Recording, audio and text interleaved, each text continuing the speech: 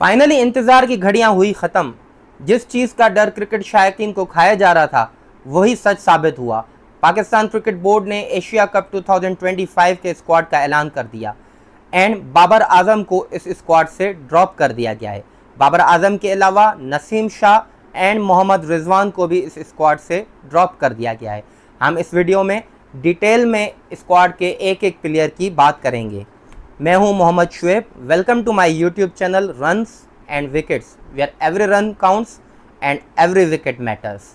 Pakistan cricket board की selection committee के de facto सरबरा Aqib Javed and head coach Mike Hesson ने कल प्रेस कॉन्फ्रेंस करते हुए Asia cup and tri series 2025 के लिए 17 मेंबर स्क्वाड को अनाउंस किया। उस स्क्वाड में बाबर आजम, मोहम्मद रिजवान एंड नसीम शाह को ड्रॉप कर दिया गया। जब माइक हैसन से सवाल हुआ कि आपने बाबर आजम को ड्रॉप क्यों किया गया है, तो उनका जवाब ये था कि मैंने बाबर आजम को 2 असाइनमेंट्स दिए हैं। एक तो आप अपनी क्रिकेट को स्पिन बॉलर्स के अगेंस्ट इम्प्रूव करें और अपना T20 क्रिकेट में स्ट्राइक रेट को इम्प्रूव करें। माइक हैसन का कहना था बाबर आजम उस पर काफ़ी हार्ड वर्क कर रहे हैं और इंशाल्लाह वो जल्द ही कम बैक करेंगे। आकिब जावेद से जब बाबर आजम की एक्सक्लूजन का सवाल हुआ तो उन्होंने कहा कि जो परफॉर्म करेगा वही टीम में होगा और किसी के लिए भी पाकिस्तान क्रिकेट टीम के दरवाजे बंद नहीं हुए। अब आ जाते हैं हम स्क्वाड पे, एक एक करके हम इसका स्क्वाड का डिस्कस करेंगे। PCB ने 17 मेंबर स्क्वाड का ऐलान किया है जो ट्राई सीरीज़ में भी होगा एंड एशिया कप 2025 में भी होगा। तो starting from Salman Ali Agha captain, obviously Salman Ali Agha captain है एंड हम एक एक प्लेयर को मैं भी आपको बताता जाऊंगा, देन एक एक प्लेयर पे सेपरेटली डिस्कशन होगा। आफ्टर दैट अब्रार अहमद, फ़हीम अशरफ होंगे, Fakhar Zaman, Haris Rauf, Hasan Ali, Hasan Nawaz, Hussain Talat, Mohammad Haris wicket keeper, Mohammad Nawaz allrounder, Mohammad Wasim junior, काफ़ी अरसे के बाद मोहम्मद वसीम जूनियर का कमबैक हुआ है, good to see him in the squad. Sahibzada Farhan जो काफ़ी कंसिस्टेंट परफॉर्मेंसेस दे रहे हैं रिसेंटली, साइम अयूब, सलमान मिर्ज़ा जो कि लास्ट बांग्लादेश की सीरीज़ में उन्होंने अच्छा परफॉर्म किया था, उनको एक बैकअप बॉलर की तौर पे स्क्वाड में रखा गया है, शाहिन शाह अफरीदी एंड सुफियान मुकीम। अब इस स्क्वाड में काफ़ी ऐसी इंक्लूजन्स हैं जिस पे भी तनकीद की जा सकती है, काफ़ी क्वेश्चन मार्क्स हैं और काफ़ी ऐसे प्लेयर्स भी हैं जिनको इस स्क्वाड में होना चाहिए। तो हम 1 बाय 1 इस स्क्वाड में डिस्कस करेंगे। Let's start from there. So पहले हम बात करेंगे कैप्टन सलमान अली आगा की। सलमान अली आगा के लिए प्रूव करने के लिए ये Asia cup and try series बहुत इंपॉर्टेंट होगा, क्योंकि काफ़ी मीडिया में, सोशल मीडिया में एंड काफ़ी नाकदीन उनके बारे में ये कहते हैं कि उनकी T20 टीम में जगह नहीं बनती। अगर आप बाबर आजम और मोहम्मद रिजवान को स्ट्राइक रेट की बुनियाद पर T20 टीम से T20 प्लान्स में नहीं रख रहे तो सलमान अली आगा का स्ट्राइक रेट भी सिर्फ 115 का है और वो क्रूशल नंबर 4 या नंबर 4-5 की पोजीशन पे खेलते हैं। लेकिन अभी उनके अर्ली डेज हैं, सो उनको एक फेयर चांस मिलना चाहिए एज कैप्टन भी एज प्लेयर भी, but he has to prove himself in both of this tournaments. उसके बाद हम आते हैं Abrar Ahmed. Abrar Ahmed white ball team के ऑलमोस्ट कंसिस्टेंट पार्ट बन गए हैं। अब सवाल ये है कि अब्रार अहमद भी हैं इस स्क्वाड में और सुफियान मुकीम भी हैं इस स्क्वाड में। अब देखा जाए कि जो ट्राई सीरीज़ के मैचेस होने हैं वो शारजा क्रिकेट ग्राउंड में होने हैं। शारजा क्रिकेट ग्राउंड जो टिपिकली काफ़ी ड्राई पिच होती है और स्पिनर्स को के लिए वो पिच काफ़ी साजगार होती है। तो मुझे जो लगता है जो ट्राई सीरीज़ के मैचेस जो शारजा में होने हैं उसमें हमें दोनों अब्रार अहमद एंड सुफियान मुकीम दोनों खेलते हुए नज़र आ रहे हैं। बट जो एशिया कप के जो मैचेस हैं, ग्रुप मैचेस हैं और फाइनल भी होगा और जो सुपर 4 के शायद मैचेस 1-2 अबू धाबी में हो, बाकी ऑलमोस्ट सारे मैचेस हैं दुबई क्रिकेट ग्राउंड में। अब दुबई में ऑलमोस्ट सितंबर के में जो होता है वो अर्ली सीज़न होता है। अर्ली सीज़न मीन्स, अगर हम अर्ली सीज़न को समझें तो अर्ली सीज़न मीन्स पिच नया होता है, पिच अनयूज्ड होता है। तो जो पिच नया होता है और अनयूज्ड पिच हमेशा फास्ट बॉलर्स को इनिशियली हेल्प करता है।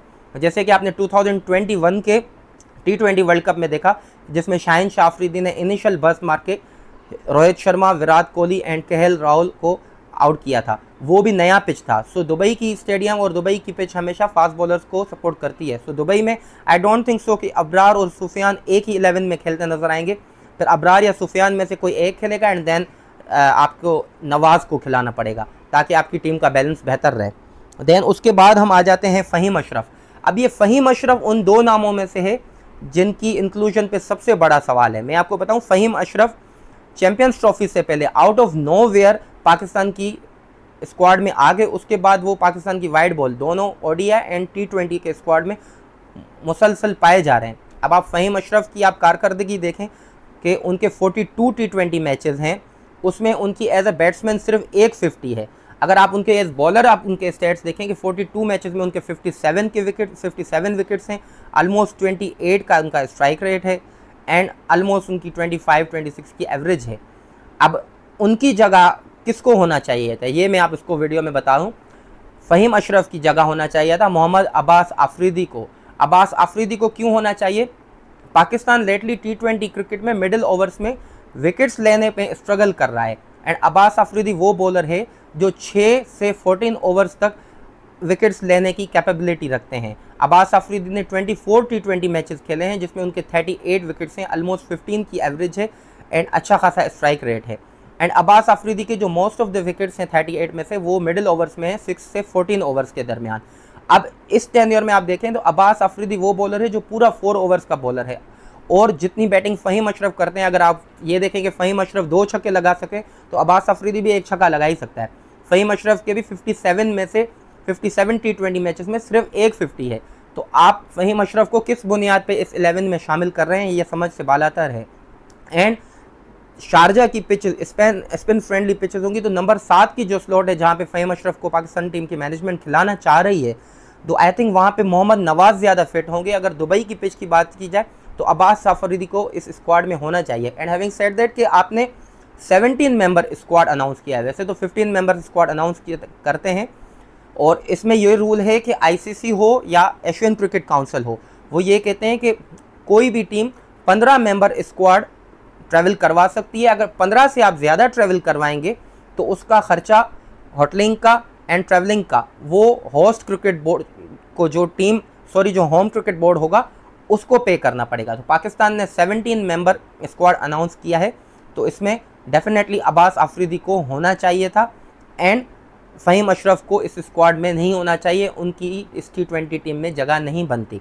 So moving forward, Haris Rauf proven superstar हैं T20 क्रिकेट में। असल में हमारे पाकिस्तान में एक ये मसला है कि हम फॉर्मेट्स को मिक्स करते हैं। हारिस रऊफ मैं मानता हूँ कि ODI क्रिकेट में जहाँ पे लंबी क्रिकेट होती है, 10 ओवर्स करने होते हैं, वहाँ कभी कभी स्ट्रगल करते हैं, बट T20 क्रिकेट में पाकिस्तान की तारीख के वो सबसे हाईएस्ट विकेट टेकर हैं। सो हारिस रऊफ आपके प्रूवन फास्ट बॉलर हैं और दुनिया के one of the best death bowlers में आते हैं, तो उनकी इंक्लूजन पे तो कोई सवाल है नहीं। बट आई थिंक सो कि जो ट्राई सीरीज़ हो रही है उसमें पाकिस्तान की टीम मैनेजमेंट हारिस रऊफ और शाहीन शाह अफरीदी को रेस्ट देगी and they will try Salman Mirza and Mohammad Wasim junior और हसन अली। सो वो एशिया कप के लिए फ्रेश भी रहेंगे और आप अपनी बेंच स्ट्रेंथ को भी ट्राई कर सकते हैं। उसके बाद है फ़खर ज़मान हैमस्ट्रिंग इंजरी के बाद वापस आ रहे हैं एंड फ़खर ज़मान सबसे बड़े मैच विनर अगर कहा जाए पाकिस्तान में तो ये गलत नहीं होगा, लेकिन लेटली फ़खर ज़मान की T20 क्रिकेट में कोई परफॉर्मेंसेज इतनी अच्छी नहीं है। अब फ़खर ज़मान इस स्क्वाड में हमने 3 ओपनर्स को इंक्लूड किया है, साइम अयूब, साहिबजादा फरहान एंड फ़खर ज़मान। अब मुझे ये डर है कि पाकिस्तान टीम की मैनेजमेंट पहले की तरह कोई गलती ना करे। 3 में से स्क्वाड में 2 ओपनर ही खेलेंगे, तो पहला हक साइम अयूब एंड साहिबजादा फरहान का है, क्योंकि साइम अयूब एंड साहिबजादा फरहान ने रिसेंटली अच्छी खासी परफॉर्मेंसेस दी हैं। साहिबजादा फरहान और साइम में से अगर कोई फेल होता है या उनकी कोई फिटनेस का इशू आता है देन उनको फ़खर ज़मान रिप्लेस करेंगे, ना कि अगर आप फ़खर ज़मान को मिडिल ऑर्डर में खिलाते हैं, 1 डाउन खिलाते हैं या 4 पे खिलाते हैं तो उसकी वजह से आपकी पूरी टीम का बैलेंस ख़राब होगा, क्योंकि नंबर 3 पे मोहम्मद हारिस आते हैं, नंबर 4 पे हसन नवाज़ आते हैं, नंबर 5 पे सलमान अली आगा आते हैं। अगर आप फ़खर ज़मान को मिडिल में लेके आते हैं मीन्स नंबर 3 और 4 पे, तो उन सब का जो नंबर होगा वो एक एक करके डाउन होगा, जो टीम का बैलेंस ख़राब करेगा। फ़खर ज़मान को 11 में उसी सूरत में इंक्लूड करना चाहिए जबकि साइम अयूब या तो Sahibzada Farhan out of form हो या कोई फिटनेस का इशू हो। देन मूविंग फॉरवर्ड, इसके बाद हमारे पास आते हैं हसन नवाज़ ने लेटली उनका डेब्यू हुआ पाकिस्तान वर्सेस न्यूजीलैंड के 5 मैच T20 सीरीज़ में, जहाँ पे उन्होंने 100 भी मारा और सबको सरप्राइज़ किया। बट उस टूर में सब कह रहे थे कि हसन नवाज़ की टेक्निकल फ्लॉज हैं काफ़ी, वो इंटरनेशनल क्रिकेट में सर्वाइव नहीं कर सकें, लेकिन मैं भी यही सोचता था, काफ़ी फॉर्मर क्रिकेटर्स यही सोचते थे, काफ़ी जर्नलिस्ट यही सोचते थे, लेकिन उन्होंने हर किसी को गलत साबित किया। एंड इसमें क्रेडिट देना चाहिए क्वेटा ग्लैडिएटर्स की मैनेजमेंट को। हसन नवाज़ तो बिंग एज ओपनर खेलते थे, लेकिन क्वेटा ग्लैडिएटर्स ने PSL में उनको मिडिल ऑर्डर में ट्राई किया, नंबर 4 एंड नंबर 5 पे, तो उन्होंने तकरीबन क्वेटा ग्लैडिएटर को 5 से 6 मैचेस फिनिश करके दिए। एंड वो हसन नवाज ने खुद भी नहीं सोचा था, वो सारी ज़िंदगी खुद एज ओपनर खेले हैं, लेकिन क्वेटा ग्लैडिएटर्स की मैनेजमेंट को सराहना चाहिए। उनके इस फैसले से पाकिस्तान का जो मिडिल ऑर्डर क्राइसिस था उसमें काफ़ी एक अच्छी खबर आई है हसन नवाज की सूरत में। हसन नवाज ने पाकिस्तान में जब टूर पे बांग्लादेश आई उधर अच्छा परफॉर्म किया, देन पाकिस्तान बांग्लादेश गया उधर अच्छा परफॉर्म किया, एंड देन वेस्ट इंडीज़ के टूर में। सो हसन नवाज आपकी अच्छी फाइंड है और उनको नंबर 4 या 5 पे बैटिंग करना चाहिए। और मुझे पूरा यकीन है कि Asia cup and try series के जो बड़े मैचेस होंगे, जो राइवलरी बिग राइवलरी है इंडिया एंड पाकिस्तान की, और जो न्यू राइवलरी है जो मुझे काफ़ी पसंद है पाकिस्तान एंड अफगानिस्तान की राइवलरी, जो सबसे ज़्यादा एक्साइटिंग है, मुझे लगता है उसमें हसन नवाज कोई बड़ा मैच फिनिश करके दिखाएंगे। Then moving forward, Hasan Ali ने काफ़ी सालों के बाद पाकिस्तान क्रिकेट टीम में कमबैक किया है। उनकी काफ़ी सालों से परफॉर्मेंसेस नहीं आ रही थी, लेकिन उन्होंने अपनी फ़िटनेस का ख्याल किया। अभी वो प्योर और एथलेटिक बॉडी रखते हैं। PSL में उनकी अच्छी खासी परफॉर्मेंसेस थी। दैन उसके बाद उन्होंने बांग्लादेश सीरीज़ में कमबैक किया एंड अच्छी परफॉर्मेंसेस दी। So Hasan Ali is a natural choice in this squad, और उनका एक्सपीरियंस इतना है तो वो इस टीम में वैल्यू काफ़ी ऐड करेंगे। इसके बाद हम जो स्क्वाड में शामिल हैं वो हैं हुसैन तलत। अब हुसैन तलत का एक अजीब ही कोई सिनेरियो है। हुसैन तलत को इस T20 स्क्वाड में आपने शामिल तो कर दिया है, क्या वो आपकी प्लेइंग 11 में शामिल भी हो सकते हैं? हुसैन तलत भी एक एज एन एंकर प्लेयर खेलते हैं, एंड T20 में आपने बाबर एंड मोहम्मद रिजवान को ड्रॉप किया। उसकी मेन वजह क्या थी कि आप कहते थे कि हम इतने ज़्यादा एंकर प्लेयर्स शामिल नहीं कर सकते। अब आपकी 11 में सलमान अली आगा जो कैप्टन है वो एज एंकर प्लेयर खेल रहे हैं, तो आप हुसैन तलत को किस नंबर पे खिलाएंगे? अगर हुसैन तलत, एक तो उनकी जगह बिल्कुल भी स्क्वाड में T20 सर्किट में नहीं बनती, T20 टीम में नहीं बनती, अगर आप उसको फिर भी ज़बरदस्ती स्क्वाड में शामिल करते हैं तो हुसैन तलत टॉप 4 में खेल सकते हैं, या नंबर 3 पे खेल सकते हैं, या नंबर 4 पे खेल सकते हैं। तो टॉप 4 इवन टॉप 5 आपका सेटल्ड है।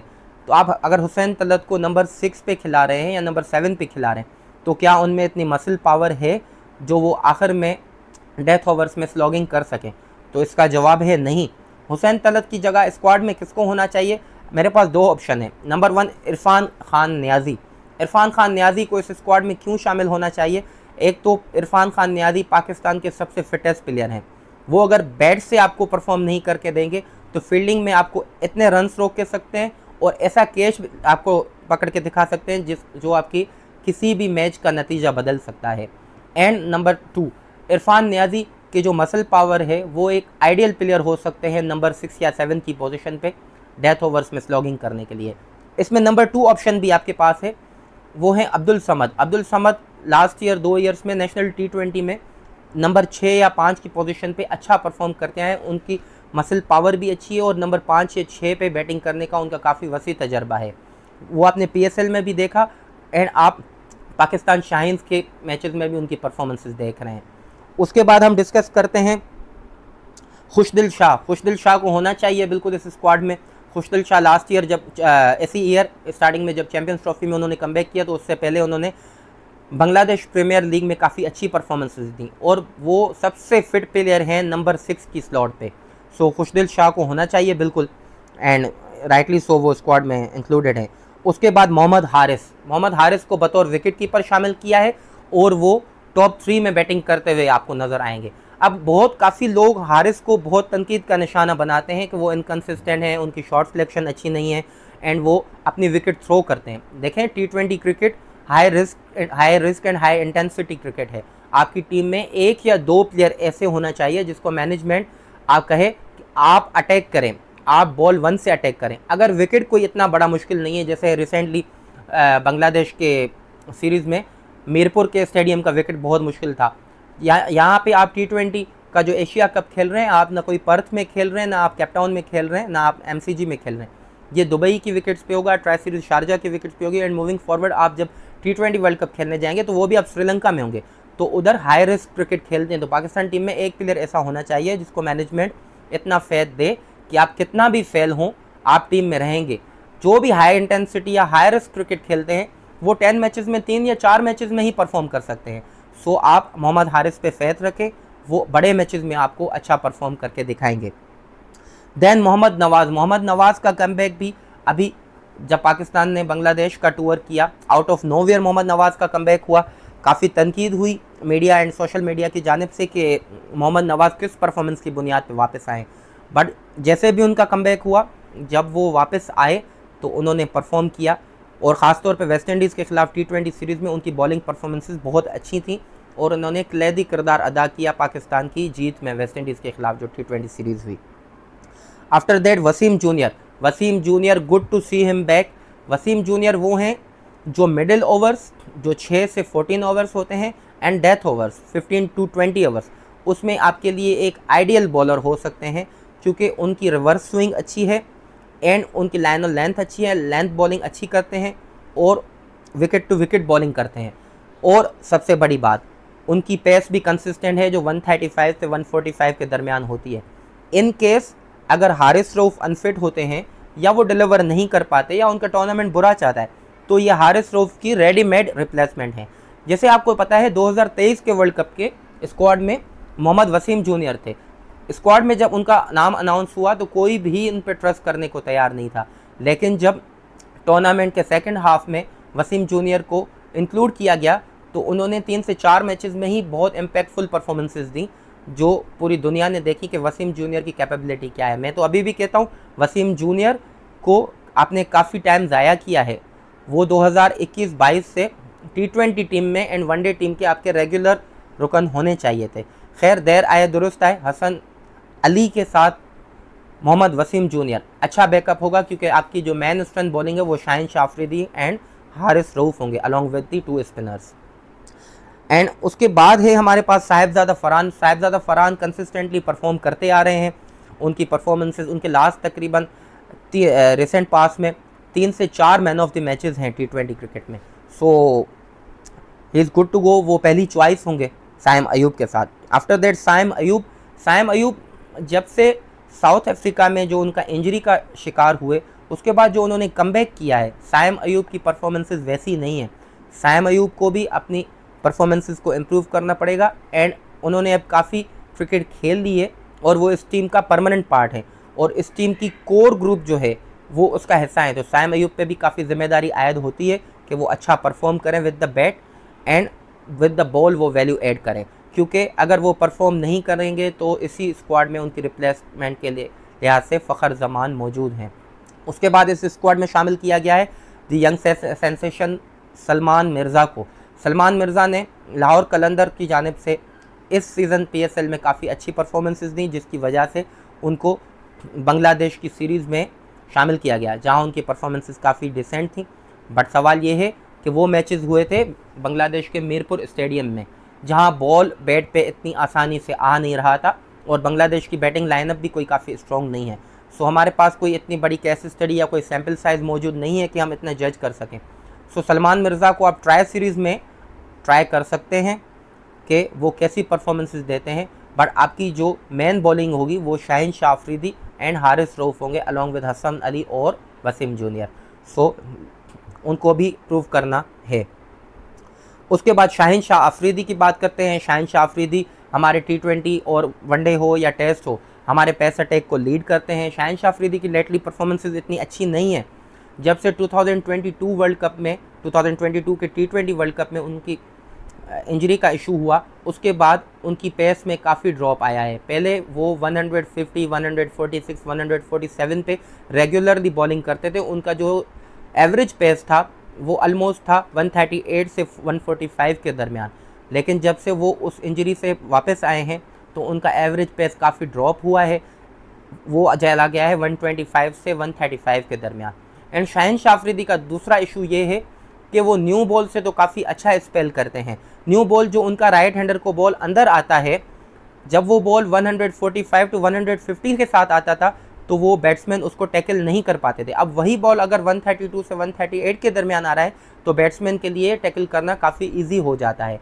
And number 2 thing, Shaheen Shah Afridi को डेथ बॉलिंग अपनी इम्प्रूव करनी होगी। ये काफ़ी बड़ा सैम्पल साइज़ है कि शाहीन शाह अफरीदी को जब भी डेथ ओवर्स दिए जाते हैं वो पाकिस्तान टीम के लिए हों या लाहौर कलंदर की टीम के लिए, वो कोई बड़ा बैट्समैन विराट कोहली हो या PSL में इरफान नियाज़ी हों, शहनशाह अफरीदी डेथ बॉलिंग में हमेशा ही फेल होते हैं, तो शहनशाह अफरीदी को डेथ बॉलिंग में खुद को इम्प्रूव करना पड़ेगा। And last but not the least हमारे पास स्क्वाड में है सुफियान मुकीम।